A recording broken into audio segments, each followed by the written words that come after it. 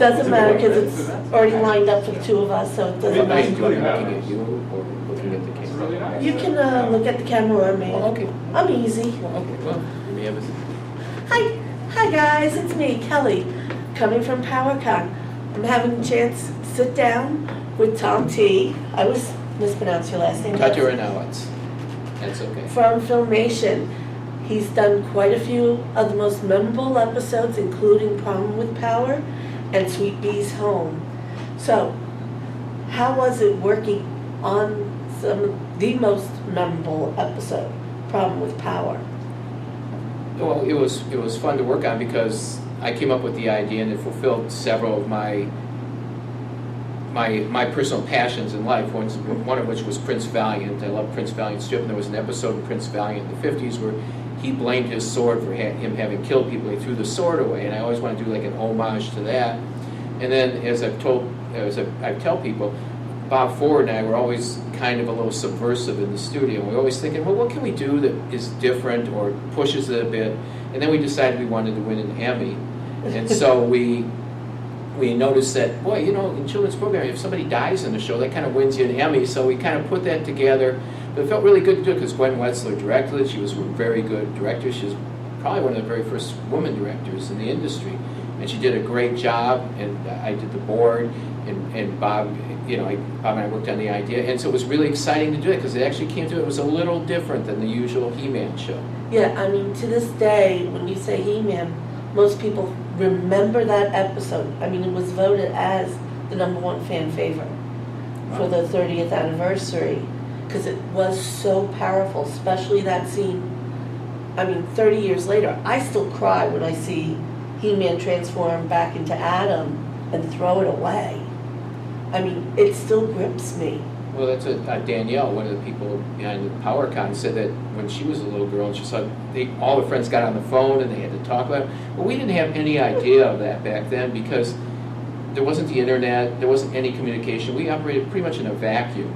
We did our shows that came out. You didn't hear from fans or anything like that unless something had happened where they decided you were in trouble, but that never happened. And so it's really interesting to hear, and that's the added bonus to it because it resonated and it was something worth telling, and I feel like it lasts on. So I feel like personally it's part of my Prince Valiant legacy, and it did seem to have a great impact on people, and I was really honored that they said it's the favorite He-Man episode of all time. That's incredible. Yes, and I know I was sitting through your Sweet Bee panel, one of my favorites, and the range of emotions you got from stock footage is hilarious. And that must have pushed the boundaries back in the 80s as well because of that sexual undertone with Frosta. So you must have did you get a lot of trouble or problems with that?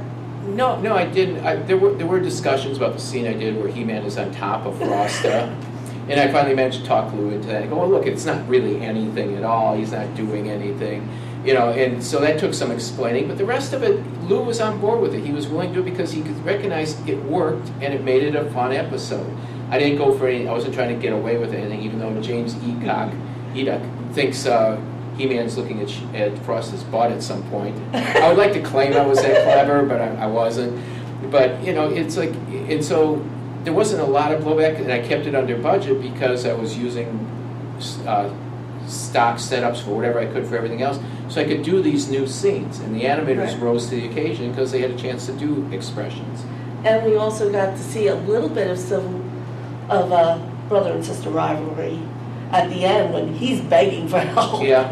Well, she's like, I always thought that it's like, for some reason, I always thought of She-Ra as He-Man's as the older one of the two. I don't know why I thought that. He just was. And so she's kind of enjoying him squirming. It's like the young, I've always maintained that He-Man was like 20-something, I guess. But he really was kind of in his teen years for the audience. He was naive, not naive, innocent. And so she was enjoying the fact that he was cringing at this and didn't know how to address this fact that this girl was after him. And she could really tell him how to handle it, but she's not going to help him out at all. No. Otherwise, it would have blown that whole scene. Yeah. And so, but like you, I did see that She-Ra was a little more mature. I mean, yes, we know they're supposed to be twins, but maybe it was with the life experiences. Mm-hmm. figuring he probably was sheltered a lot more in that palace, and she had to learn how to fight and work.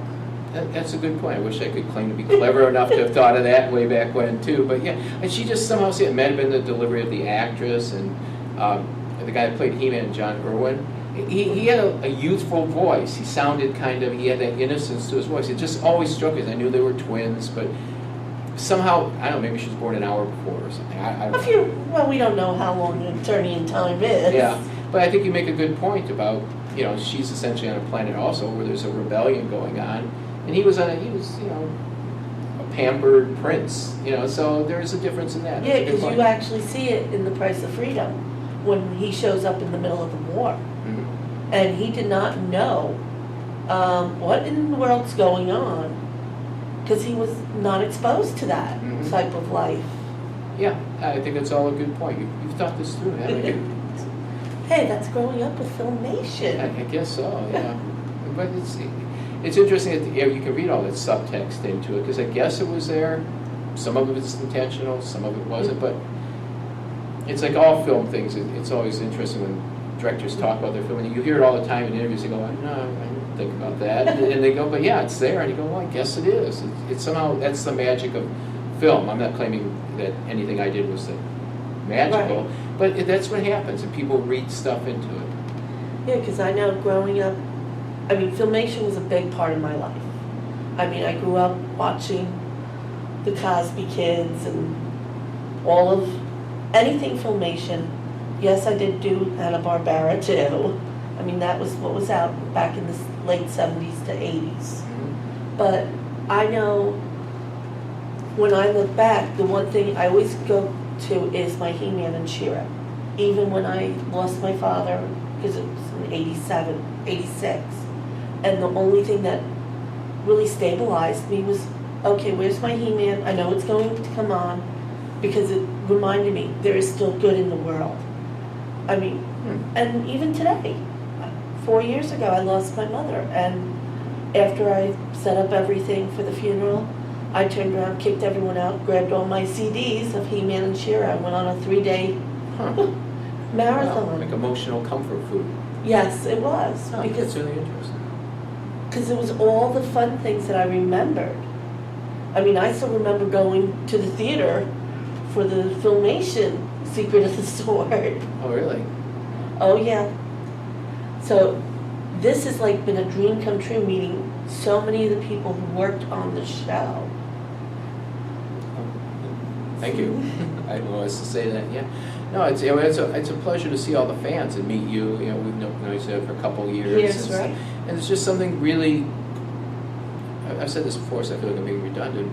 But there's something really nice about this group of He-Man fans, as opposed to other fans out there in general. And I think it has to do with the nature of the subject matter you all came from. There's something that resonates towards that. It's really interesting. Most of us started out as the Filmation crew, and that I have to turn around and say it's definitely Lou. Mm-hmm. Those morals and all like that. I know sometimes they got a little preachy, but you notice later on in the 80s, other shows were picking them up.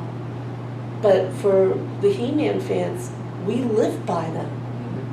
And we want to treat everyone equally and with respect. Well, I think that had to be part of what resonated with all you guys, and it comes through, because as I just said, it's a real nice group of people that was at PowerCon, and anytime I run across He-Man fans, they're always nice, and it actually makes me proud to see how they've grown up. I think of you guys as like these little kids, and they're almost like my little kids, and now you have careers, and some are married, some have kids, some are doing all this stuff, and they go, wow, look at what happened here. And they really shouldn't be drinking at this convention. I got to talk to them about that. But, it's really an honor to see that. Yeah, I know personally, I actually bring in some of the Filmation stuff into my classroom and use the animation cells just to teach a lesson. And then the kids actually look at the cells, they're like, you mean they're not done on computers originally? I said, no, someone sat there, had to draw it, and had to think, okay, what's all the detail going backwards because you painted on the back. Mm-hmm. And they didn't realize how much work went into it. And I started seeing an appreciation of the older cartoons. Oh. Cartoons. where the kids turn around now and they'll be like, okay, we're done with testing, can we watch a cartoon? Wow, that's really great. Because they're so used to the CGI. And so they react to the fact that the cell, they find that interesting. Huh? Yeah. Huh, that's too bad. Yeah, it's too bad that isn't how it's done anymore. I mean, it's got its pluses, but I like everything about the cell process. Yeah, I mean, it's a lost art, and that's the sad thing. Well, technology moves on, I guess you could say about almost anything, but you know, people like you said, you've got quite a collection. Yes, and, I do. You know, it's there and it endures. It's but I guess we can't be Luddites and say, well, nothing should change and we should just do it the old way. There's, you know. No, because I know with the CGI, the effects are way advanced, but what you guys were doing on Filmation with the special effects was amazing. And to find out most of it was Scotch tape. Yeah, well, it's like, but that's a testament to Lou for keeping work there, letting people work. And all of a sudden we end up with an incredibly talented stable of artists. I mean, they were really good, top professionals, and some of that was because other studios in town had closed down. And we just ended up with all these people. And then people were there long enough where they became invested in the property. It wasn't just work for hire, okay, I'll do my job. But it was, they wanted to do a good job. They belonged to the place. We belonged to the show. And you can't underestimate the energy of that and what people do. Like, we watched that Flowers for Hordak and Sweet Bee's Home. And you can see the animators are really doing something, and they really want to do it. They aren't just, yes, here's my job and I'll get it done for you. But they were really trying, and they were enjoying it. There was competition between the artists. And all that's really good stuff to have. And it's something that's missing in a lot of shows now, I think, because it's all done overseas, so there's a disconnect between the, yes, the people here and over there. They do nice work, certainly, but you don't have that same thing where it's a personal, you get personal feedback from people. Well, I would like to thank you for taking some time out to talk with me, and I can't wait to see you again. Same here. It's a real honor. Thank you. Thank you.